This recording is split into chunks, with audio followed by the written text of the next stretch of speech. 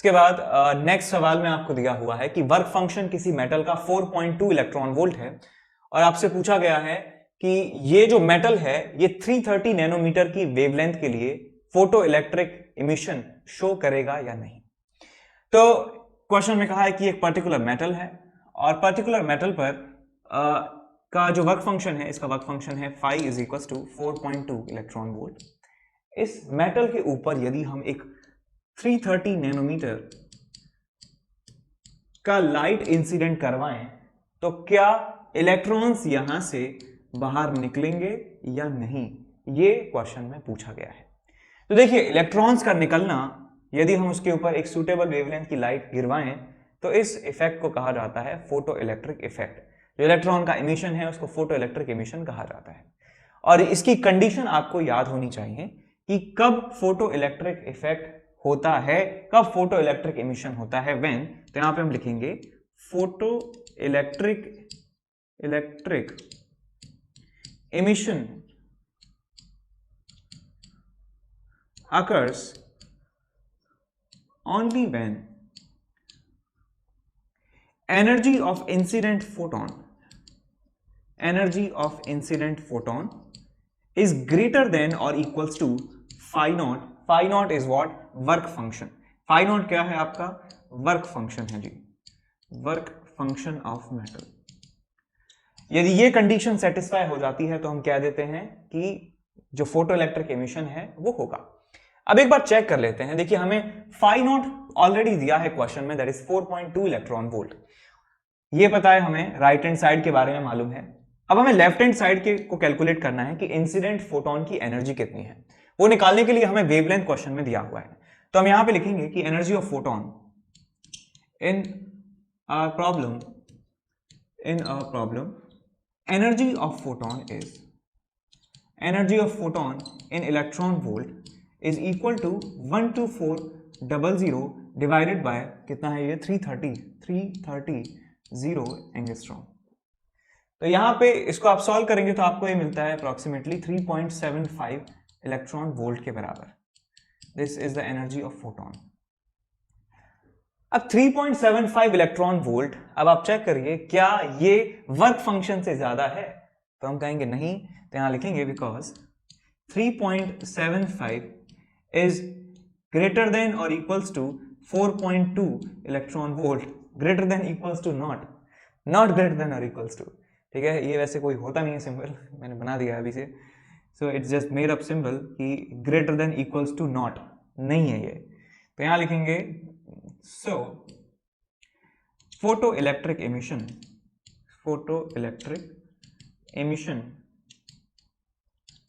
will not happen,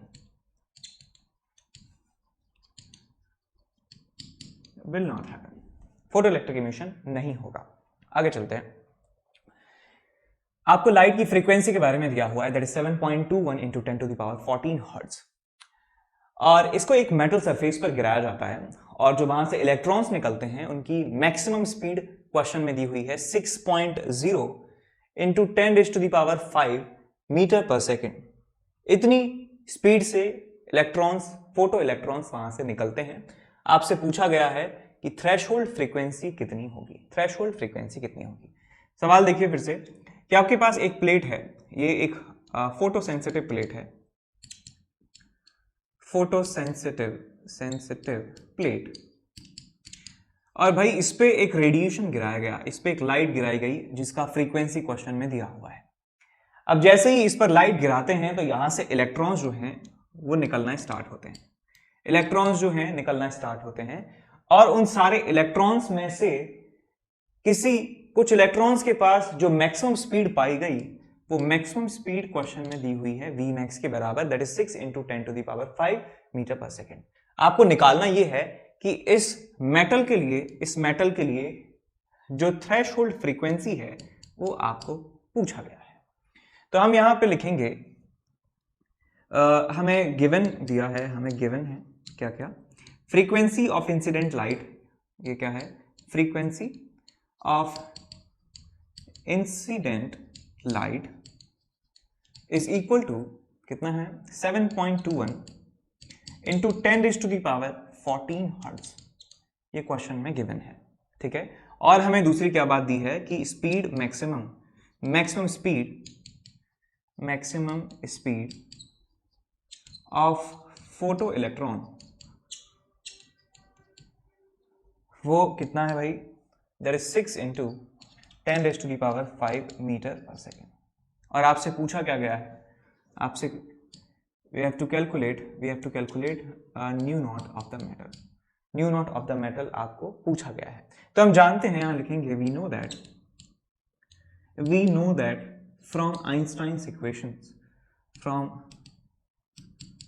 Einstein's photo electric equation, तो आपको मिल जाएगा यहां से आइंस्टाइन्स इक्वेशन से the maximum kinetic energy is equal to h nu minus h nu naught. ठीक बात है। यहां से आप इसको लिख सकते हैं half into m into v max का square is equal to h common ले लीजिए, यहां मिल जाएगा न्यू माइनस न्यू नॉट। आगे ले जाएंगे इसको अगले पेज पर। So half m V max square is equal to h, यहां पे न्यू माइनस न्यू नॉट। तो आपको पता है कि इलेक्ट्रॉन का मास होता है 9.1 इंटू 10⁻⁻31 किलोग्राम, ठीक है। और स्पीड क्वेश्चन में दी गई है 6 इंटू 10⁵ का स्क्वायर, सब SI यूनिट्स में रख रहे हैं, इज इक्वल टू h होता है Planck's constant, that is 6.6 into 10⁻⁻34 joule second into new question में आपको दिया हुआ है, न्यू की वैल्यू है 7.21 इंटू 10⁻14, तो आ जाएगा आपके पास 7.21 इंटू 10⁻14 माइनस न्यू नॉट आपको निकालना है। तो आपको मिल जाएगा यहां से half into 9.1 into 10⁻31 into 6 into 10⁵ का स्क्वायर, यहां से आप इसको डिवाइड कर दीजिए, h से डिवाइड कर देंगे तो आपको मिल जाएगा 6.6 into 10⁻34 is equal to 7.21 into 10⁻14 minus nu naught. अब आप क्या करेंगे, न्यू नॉट को ले जाएंगे यहां और इस पूरे एक्सप्रेशन को ले जाएंगे उस तरफ, तो आपको मिलने वाला है nu naught is equal to 7.21 into 10⁻14 minus में this whole thing that is half into 9.1 into 10⁻31 into 6 into 10⁵ का square divided by this whole thing divided by naught whole thing this whole thing divided by 6.6 into 10⁻34। तो यहाँ पे सारी quantities हमने SI units में रखी हैं, तो आपको आंसर भी SI यूनिट में मिलेगा, that is in hertz. In hertz में आपको आंसर मिल जाएगा। आगे चलते हैं नेक्स्ट सवाल की तरफ। नेक्स्ट सवाल में आपको दिया है कि एक वेवलेंथ लाइट का जो है वो 488 नैनोमीटर है और जो फोटो इलेक्ट्रॉन्स निकलते हैं उनको रोकने के लिए स्टॉपिंग पोटेंशियल 0.38 लगता है। स्टॉपिंग पोटेंशियल दिया है, यहां पे हम लिखेंगे कि given that stopping potential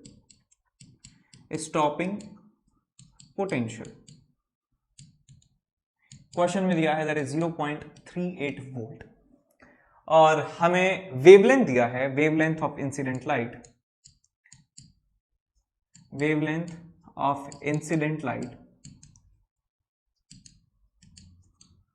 that is lambda, वो आपको दिया है कितना 488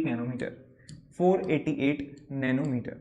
इस स्टॉपिंग पोटेंशियल को V0 से रिप्रेजेंट करते हैं और हमें क्वेश्चन में पूछा गया है कि वर्क फंक्शन उस मटेरियल का कितना होगा। हमसे पूछा गया है वर्क फंक्शन फाई नॉट वो कितना है।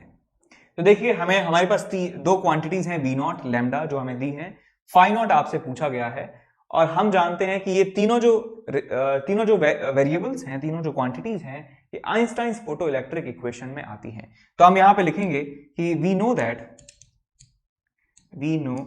That from Einstein's photo electric equation,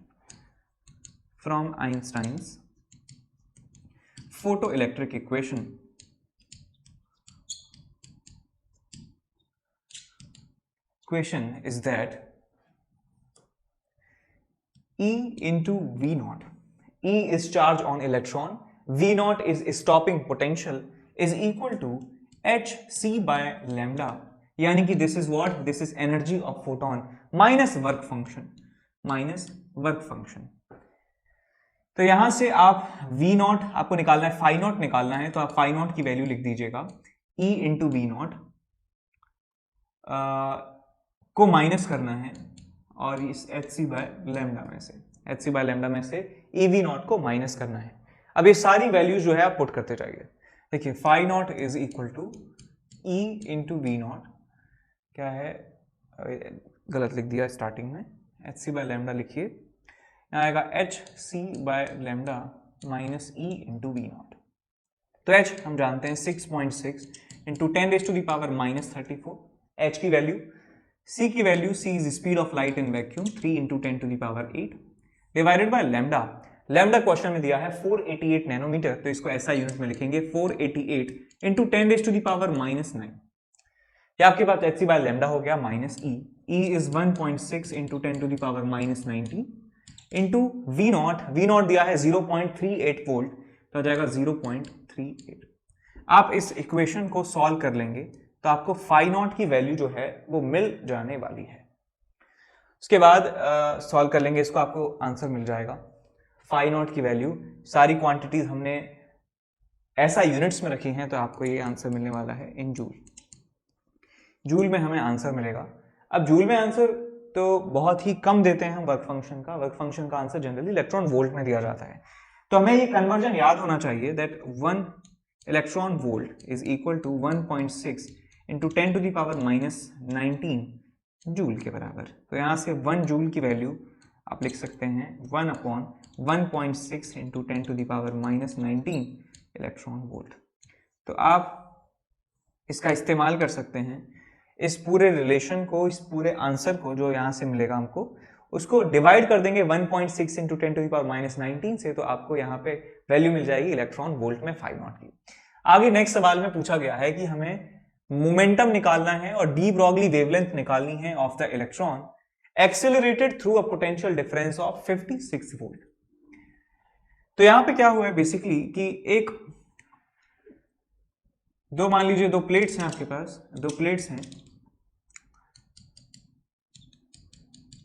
और यहां पे आपने इलेक्ट्रॉन को एक्सेलरेट कर दिया है इन प्लेट्स की हेल्प से, और इन प्लेट्स के बीच का जो पोटेंशियल डिफरेंस है वो क्वेश्चन में दिया हुआ है 56 वोल्ट, और इसी को कहते हैं पोटेंशियल डिफरेंस डेल्टा वी या वोल्टेज अप्लाइड। तो क्या होगा, इन प्लेट्स से यदि हम इलेक्ट्रॉन को एक्सेलरेट कराएंगे तो इलेक्ट्रॉन्स के पास एनर्जी आएगी, इलेक्ट्रॉन्स के पास कुछ स्पीड आएगी, इलेक्ट्रॉन्स के पास कुछ काइनेटिक एनर्जी आएगी, और इलेक्ट्रॉन जब मूव करेगा तो वो ड्यूल नेचर शो करेगा, और वही आपसे पूछा गया है कि उस ड्यूल नेचर में डी ब्रॉगली वेवलेंथ और उसका मोमेंटम कितना होगा। तो हम जानते हैं कि from de Broglie hypothesis, from de Broglie या डी ब्रू हाइपोथेसिस, एच की जो वैल्यू होती है, सॉरी एच की वैल्यू नहीं, लैम्डा की जो वैल्यू होती है वो होती है एच अपॉन पी के बराबर, एच अपॉन पी के बराबर होती है लैम्डा की वैल्यू, और पी को हम लीनियर मोमेंटम को लिख सकते हैं 2 times mass into kinetic energy का अंडर रूट, और हम इसको लिख सकते हैं H upon 2 times M, kinetic energy को लिख सकते हैं Q इंटू वी के बराबर, Q इंटू वी या Q इंटू डेल्टा वी हम लिख सकते हैं। और यदि हम बात करें इलेक्ट्रॉन की बात करें तो इलेक्ट्रॉन का मास हमको पता है that is 9.1 into 10⁻⁻31 kg, Q की वैल्यू हमें पता है charge on electron that is 1.6 into 10⁻⁻19 coulomb, और पोटेंशियल डिफरेंस हमें क्वेश्चन में दिया है। तो हम चाहें तो यहां से आंसर निकाल सकते हैं that lambda will be equal to H upon this for electron, लेकिन एक रेडीमेड रिजल्ट मैंने आपको बता रखा है। इलेक्ट्रॉन्स की बात करें तो फॉर इलेक्ट्रॉन्स फॉर्मूला होता है lambda in angstrom is equal to 150 divided by V in volt का under root, whole under root, ये होता है लैम्डा का फॉर्मूला इन एंगस्ट्रॉम। तो आ जाएगा आपके पास 150 डिवाइडेड बाय ये कितना है 56 का अंडर रूट, ये आपको मिल जाएगा लैम्डा इन एंगस्ट्रॉम। यहां से आ गया लैम्डा आपका, और हमें निकालना है एक और पार्ट में कि मोमेंटम कितना है। तो हम मोमेंटम के बारे में लिख सकते हैं that lambda, because lambda is equal to H upon P, तो यहां से आपको मिल जाएगा P is equal to H upon lambda. H की वैल्यू जानते हैं 6.6 into 10⁻⁻34 divided by lambda, lambda की वैल्यू ये लिख देंगे under root of 150 by under root by 56 into 10 to the power -10, because हमें सारी क्वांटिटी SI यूनिट में रख रहे हैं इस बार, ऊपर h की वैल्यू SI यूनिट में रखी है, तो आपको लैम्डा भी SI यूनिट में रखना होगा, मीटर में रखना होगा। तो एंगस्ट्रॉम को मैंने कन्वर्ट कर दिया मीटर में 10 टू द पावर -10 से मल्टीप्लाई करके, तो आपको P linear momentum of electrons मिल जाएगा। तो दोनों पार्ट इस तरीके से हमारे सॉल्व हो चुके हैं इसमें। अब नेक्स्ट सवाल देखिए, नेक्स्ट सवाल में आपको पूछा गया है कि मोमेंटम, स्पीड और डी ब्रॉगली वेवलेंथ एक इलेक्ट्रॉन की कितनी होगी यदि उसकी काइनेटिक एनर्जी 120 इलेक्ट्रॉन वोल्ट के बराबर है। तो हमने अभी अभी पिछले क्वेश्चन में देखा है, वी नो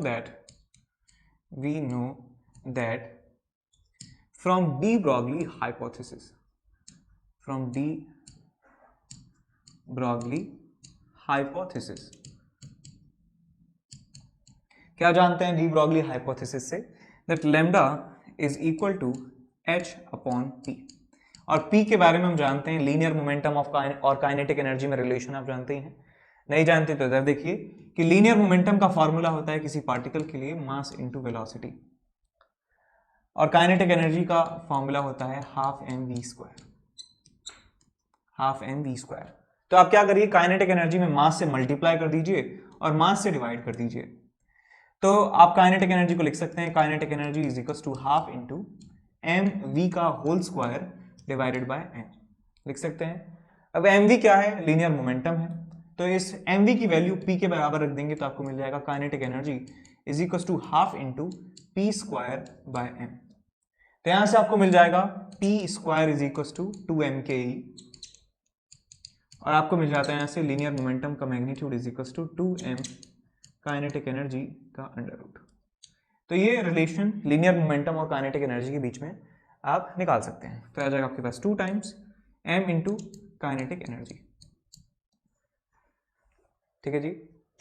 अब यहाँ पे इलेक्ट्रॉन्स के बारे में बात करें तो lambda is equal to 6.6 into 10 to the power -19, h है तो 34, sorry 6.6 into 10 to the power -34, ये आपके पास है h की value, divided by under root of 2 times mass of electron. Mass of electron is 9.1 into 10 raise to the power -31 into kinetic energy. Kinetic energy question में दी है 120 electron volt. अब इसे जूल में आप कन्वर्ट कर लीजिए, बिकॉज सारी क्वांटिटीज को हम SI यूनिट्स में पुट कर रहे हैं। सो इट्स 120 इलेक्ट्रॉन वोल्ट में इलेक्ट्रॉन वोल्ट को जूल में कन्वर्ट करने का तरीका है 1.6 इंटू 10 टू द पावर -19 से मल्टीप्लाई कर देना। तो आप इस रिलेशन को सॉल्व करेंगे तो आपको लैम्डा मिलेगा SI यूनिट में, that is in meter. In meter आपको ये रिजल्ट मिलेगा, सिर्फ लैम्डा का भी रिजल्ट आया हमारे पास। तो लैम्डा हो गया हमारे पास। अब स्पीड निकालनी है। अब स्पीड निकालने के लिए क्या कर सकते हैं, सिंपली कि काइनेटिक एनर्जी होती है हाफ mv स्क्वायर के बराबर होती है। तो काइनेटिक एनर्जी क्वेश्चन में दी है 120 electron volt, 1.6 into 10 to the power -19, ये जूल में आपको काइनेटिक एनर्जी मिल चुकी है। ये हम सेकेंड पार्ट कर रहे हैं, is equal to half into mass of electron that is 9.1 into 10 raise to the power -31 into v square. तो यहां से आपको मिल जाएगा v square is equal to, cross multiply कर देंगे यहां पे तो आपको मिल जाएगा 2 into 120 into 1.6 into 10 to the power -19 divided by mass that is 9.1 into 10 to the power -31, और अंडर रूट ले लेंगे दोनों तरफ तो आपको मिलेगा v is equal to 2 into 120 into 1.6 into 10 to the power -19 divided by 9.1 into 10 raise to the power -31 का under root. ये आपको स्पीड मिल जाएगी इन मीटर पर सेकेंड। स्पीड इन मीटर पर सेकेंड, इन मीटर पर सेकेंड आपको स्पीड मिल जाएगी। नेक्स्ट उसके बाद पहले पार्ट में पूछा है लीनियर मोमेंटम के बारे में। तो भाई लीनियर मोमेंटम आप जानते हैं, फर्स्ट पार्ट में लीनियर मोमेंटम होता है क्या, under root of 2 times mass into kinetic energy, जानते ही हैं। तो आप यहाँ पे सॉल्व कर लेंगे इसको, 2 into mass of electron 9.1 into 10 to the power -31 into kinetic energy is 120 into 1.6 into 10 to the power -19 का अंडर रूट। ये आपको लीनियर मोमेंटम मिलेगा in SI unit in kilogram meter पर सेकेंड। किलोग्राम मीटर पर second आपको linear momentum की value मिल जाएगी। आगे नेक्स्ट सवाल में देखते हैं कि हमें wavelength of light of sodium is 589 nanometre. हमें दिया है कि लैम्डा, गिवन है क्वेश्चन में कि लैम्डा की जो वैल्यू है लाइट की वेवलेंथ दैट इज 589 नैनोमीटर। ठीक बात है। आगे क्वेश्चन में कहा है, तो पूछा गया है कि find the kinetic energy at which an electron would have the same de Broglie wavelength. एक इलेक्ट्रॉन की डी ब्रॉगली वेवलेंथ सेम होनी चाहिए इसके, तो उस इलेक्ट्रॉन की काइनेटिक एनर्जी कितनी होनी चाहिए, यही क्वेश्चन में पूछा गया है। तो हमें पूछा गया है काइनेटिक एनर्जी ऑफ इलेक्ट्रॉन पूछा गया है, सो दैट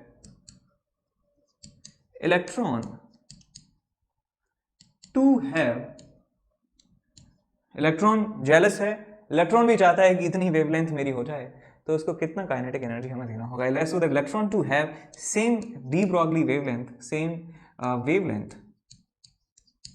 वेवलेंथ कौन सी वेवलेंथ, डी ब्रॉगली वेवलेंथ की बात कर रहे हैं, de Broglie wavelength as light. कौन सी लाइट के बारे में बात कर रहे हैं यहाँ पे, सोडियम नहीं, कोई लाइट नहीं है, सिर्फ लाइट है, जनरल है, कोई स्पेशल नाम नहीं है इसका। ओके भाई, तो करते हैं इसको सॉल्व। तो काइनेटिक एनर्जी तो हम जानते हैं डी ब्रॉगली वेवलेंथ का फॉर्मूला, हम जानते हैं, we know that lambda is equal to h upon p। h upon p formula हम जानते हैं, डी ब्रॉगली हाइपोथेसिस इसे कहते हैं। तो lambda is equal to h upon linear momentum को मैं लिख सकता हूं 2 times m into kinetic energy. लिख सकता हूं भाई, लिख सकता हूं। मैंने इससे पहले क्वेश्चन में बताया था कि काइनेटिक एनर्जी और लीनियर मोमेंटम के बीच में रिलेशन क्या होता है, दैट इज √2m/ke। अब लैम्डा, ये इलेक्ट्रॉन की बात करेंगे, फॉर इलेक्ट्रॉन हमें क्वेश्चन में कहा गया है कि वेवलेंथ कितनी होनी चाहिए, वेवलेंथ होनी चाहिए भाई 589 नैनोमीटर के बराबर। तो यहां पे लिखूंगा मैं 589 नैनोमीटर को आप मीटर में बदल लीजिए, -9 meter is equal to 6.6 into 10⁻⁻34, ये जूल सेकंड में होता है, डिवाइडेड बाय √2 टाइम्स मास कितना है 9.1 इंटू 10⁻31 इंटू काइनेटिक एनर्जी। अब इस इक्वेशन को आपको सॉल्व करना है। सॉल्व कैसे करेंगे कि आप होल स्क्वायर कर दीजिए, लेफ्ट हैंड साइड और राइट हैंड साइड दोनों तरफ स्क्वायरिंग कर दीजिए। तो यहां पे मैं लिखूंगा स्क्वायरिंग बोथ साइड, तो आपको मिलेगा 589 इंटू 10⁻⁻9 का square is equal to 6.6 into 10⁻⁻34 का square divided by √2 into mass 9.1 into 10⁻⁻31 into kinetic energy का स्क्वायर हम करेंगे। तो देखिए अंडर का जो स्क्वायर है, अंडर का स्क्वायर करेंगे तो अंडर हट जाएगा, तो यहां से और आप क्या करेंगे, इसको क्रॉस मल्टीप्लाई भी कर देंगे, तो यहां से आपको मिल जाएगा kinetic energy is equal to 6.6 into 10⁻⁻34 का square divided by 2 into 9.1 into 10⁻⁻31 into 589 into 10⁻⁻9 का स्क्वायर। तो ये आपको मिल जाएगी काइनेटिक एनर्जी की वैल्यू इन जूल। और आप करना चाहते हैं इसको कन्वर्ट इलेक्ट्रॉन वोल्ट में, तो आप जानते हैं कि 1 joule is equals to 1/1.6 into 10⁻⁻19 electron volt. ये कन्वर्जन आप इस्तेमाल कर लीजिए और आपको आंसर इलेक्ट्रॉन वोल्ट में भी मिल जाएगा।